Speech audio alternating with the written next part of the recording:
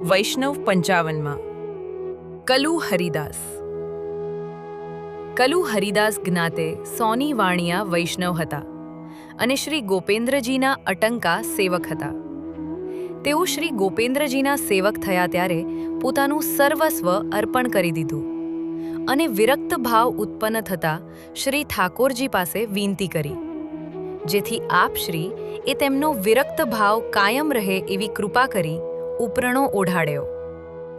ત્યાર પછી હરિદાસ વૈષ્ણવોમાં ફરતા અને પોતાની ઈચ્છા આવે એટલા દિવસ જે ગામમાં જતા ત્યાં રહેતા, બાલ બચ્ચાઓને ઉપદેશ આપતા અને જેને ઘેર પ્રસાદ લેવાનું હોય તેના ઘરની બુહારી તેમજ બીજી કાંઈ પણ ટેહેલ કરતા. જ્યાં મંડપ હોય ત્યાં તેઓ જતા અને બનતી સેવા કરતા.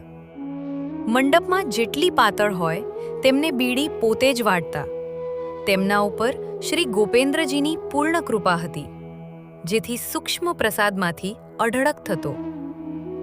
ગમે તેટલું જૂથ પધારેલ હોય તો પણ બીડી જેટલી શ્રી ઠાકોરજીને ધરી હોય તેટલી જ વધતી.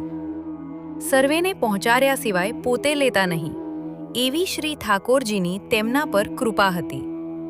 તેઓ કાંઈ પણ ધાતુનું પાત્ર પોતાની પાસે રાખતા નહીં અને ખાસા તથા સેવકી માટે તુંબડા રાખતા એવો શુદ્ધ વિરક્ત ભાવ તેમનામાં હતો. એમની એવી ટેક શ્રી ઠાકોરજીએ દેહ પર્યંત પાડી. એમની વાર્તાનો પાર નથી. આવા પરમ ભગવદીય કલુ હરિદાસજીને આપણા દંડવત પ્રણામ પહોંચે. જય શ્રી ગોપાલ.